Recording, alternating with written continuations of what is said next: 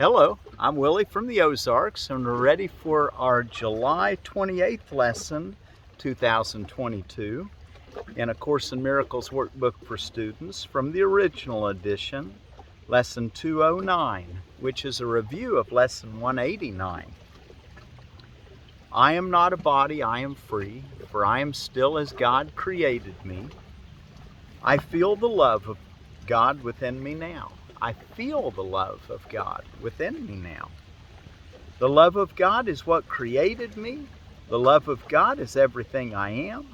The love of God proclaimed me as His Son. The love of God within me sets me free.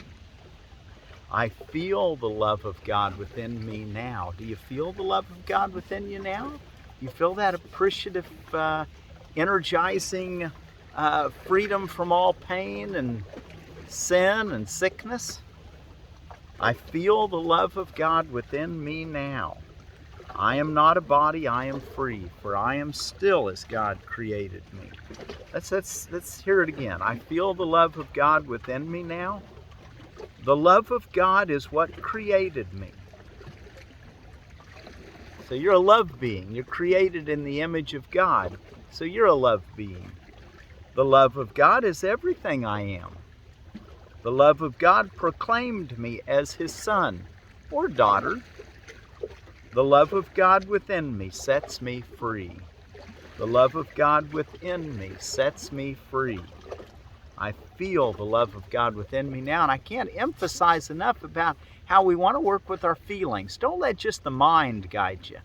I mean, I'm not trying to, say the mind's not valuable. Matter of fact, like I told you the other day, my friend I met from the Lakota Sioux, he told me, he said, the longest journey and the most important one that a man will ever make is the one from the mind to the heart.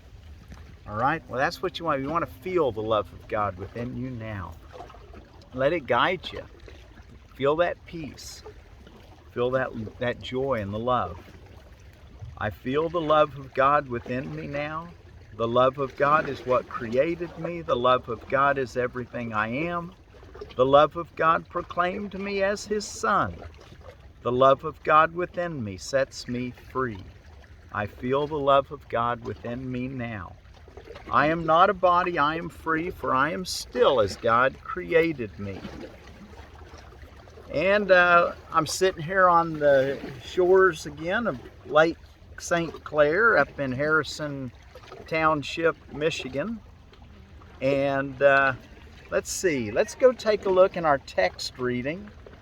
And we're ready for chapter 24, Specialness and Separation. And we're just going to read the first introduction. It'll be kind of a short lesson today. You all have been hanging out with me good, and I appreciate that. We'll try to keep this lesson a little shorter. I try to always keep them under 20 minutes, which I don't always do, as you see. Okay, let's see. Let's talk about a couple corns, though, while we're sitting here. I've been into the corn since there's so much corn grows up here in Michigan. This is the Montana Cudu, a beautiful spotted variety that is descended from the historic Native American variety, Cudu. Ed Schultz, renowned corn breeder from Montana, has worked to adapt a blended corn as a tribute to a sacred Native American variety. Cudu corn is said to be an ancient Native American variety used for sacred ritual. A sample of seeds was donated to the USDA seed bank by PapaWillE in 1958. This original donated seed may have been accidentally inbred or crossed as the cobs were stunted and short, and kernels had begun to lose their signature blue eagle marking.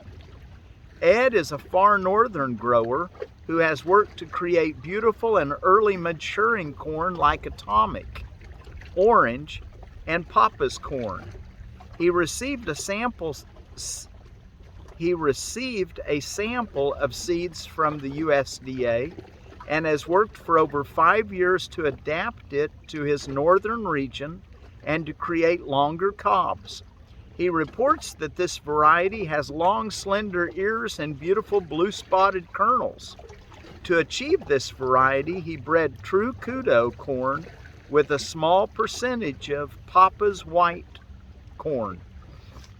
Okay, so that's your Montana Cudu corn. Another one that we had read about earlier, but I wanted to bring your attention to it because it's so common, is the golden Bantam. And it's what they've got here and I'm reading to you out of the Baker's Creek Heirloom Seeds catalog. The golden Bantam, which is a 12-row, actually it's called Golden Bantam 12-row, released in 1922 by the Clark Seed Company of Milford, Connecticut. Although developed from the original Golden Bantam, this is definitely an improved type. Larger ears mean higher yields, and the golden yellow corn stays tender longer. Equally suitable for freezing and fresh eating, this variety was for decades the standard for home and market gardeners. And it's still a real common one, so I'd encourage you. I like it because it's usually available, and it's hard to find. Most of the corn you find from your local stores is hybrids. And they've also got the treated stuff with that red stuff, which I would not encourage you to use. Anyway, an untreated corn that is, this golden Bantam. Of course, you'd probably have to go directly to Baker Creek Heirloom Seeds to get this Montana Cudu corn. And there's one other plant I want to just mention to you briefly, and that's your rattlesnake pole bean. Rattlesnake pole bean. This pole bean is easy to grow and produces lots of green pods that have purple streaks. Good flavor and very tender. The speckled seeds are popular in soups. This variety is great for hot, humid areas. And I think of pole beans when I'm thinking of corn because I like to grow them in combination, along with some kind of melon or squash or watermelon or something at the base. So there's, the three sisters of the Iroquois, corn, beans, and squash. Okay, let's take a look now in our Specialness and Separation, Chapter 24, the Introduction. Forget not that the motivation of this course is the attainment and the keeping of the state of peace. Okay, he says, don't forget this. That's what you're studying this book for. We're going to read, 600 pages in the text and 400 pages or more in the workbook and 100 pages in the manual for teachers. And he says, don't forget in all this reading that forget not that the motivation for this course is the attainment and the keeping of the state of peace. I mention that pretty often about keeping checked in, make sure you're at peace. To me, this is the most important thing that a human being can ever do, is to be vigilant, observing whether or not you're in or out of the kingdom of heaven in your awareness. If you're in the state of peace, you're either there or pretty close, and as you become more and more aware of what peace is, you'll easily transport you to the place where you've always been and where you always are, and that you need to be aware of, the place of peace, the kingdom of heaven. So, forget not that the motivation for this course is the attainment and the keeping of the state of peace. Given this state, the mind is quiet, and the condition in which God is remembered is attained. Okay, you want self-realization? You want to remember God? You want to know who you are? Well, look what peace can do for you. Given this state, the state of mind of peace, given this state, the mind is quiet, and the condition in which God is remembered is attained. So you need a quiet mind in order to remember God. It is not necessary to tell him what to do. He will not fail. Where he can enter, there he is already. And can it be he cannot enter where he wills to be? Peace will be yours because it is his will. Peace will be yours. Why? Because it's the will of God that you be at peace. Can you believe a shadow can hold back the will that holds the universe secure? Can you believe a shadow can hold back the will that holds the universe secure?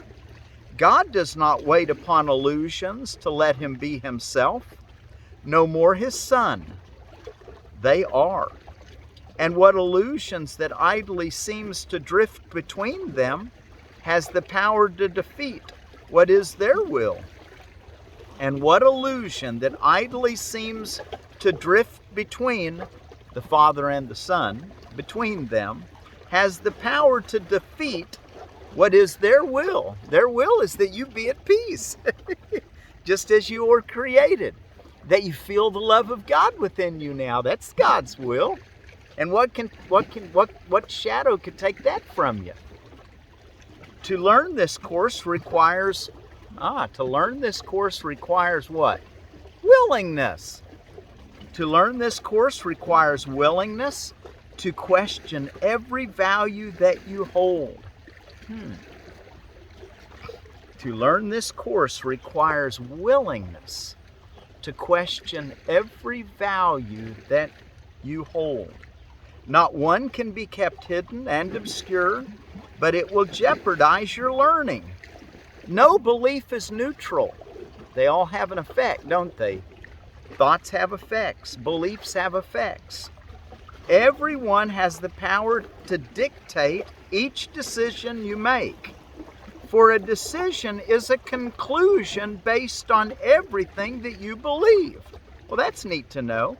A decision is a conclusion based on everything that you believe. It is the outcome of belief and follows it as surely as does suffering follow guilt and freedom sinlessness. So you want guilt? What's he say? Suffering follows guilt. So if you're going to see guilt in yourself or someone else, be assured that that decision will bring about the sure result of suffering. But he says that freedom will follow you if you see sinlessness. So let's read that sentence again. For a decision is a condition based on everything that you believe. It is the outcome of belief and follows it as surely as does suffering follow guilt and freedom sinlessness. There is no substitute for peace. There is no substitute for peace. What God creates has no alternative. The truth arises from what He knows, and your decisions come from your beliefs as certainly as all creation rose in His mind because of what He knows. Let's read that last couple sentences again. There is no substitute for peace. What God creates has no alternative. The truth arises from what He knows, and your decisions come from your beliefs as certainly as all creation rose in His mind because of what He knows. So he compares what God knows to the creation, and then he compares that your decisions come from your beliefs as surely as all creation rose in His mind because of what He knows. So in God's image, God knows, and then therefore He creates.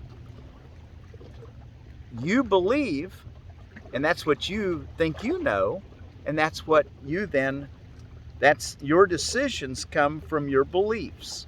That's why we want to have our beliefs straightened out. That's what I'm trying to get at.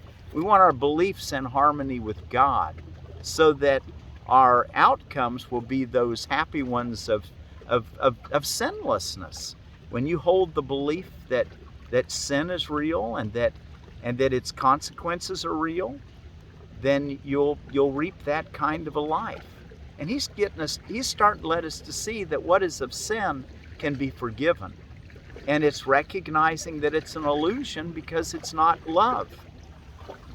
All right? So, specialness and separation. We just read the introduction. Let's go take one last look at our text reading, or our workbook for students lesson today. I am not a body, I am free, for I am still as God created me. I feel the love of God within me now. It's kind of nice sitting out here on the side of the lake listening to the surf hit against the rocks. Can you hear it?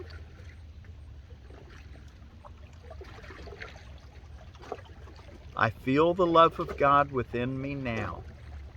The love of God is what created me.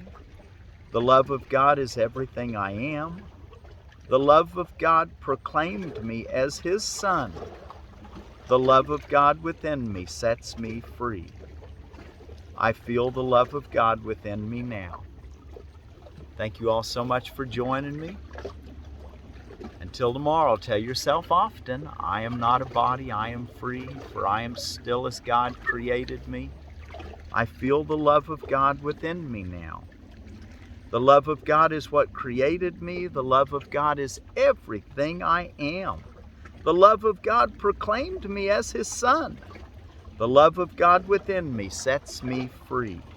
I feel the love of God within me now. I am not a body, I am free, for I am still as God created me.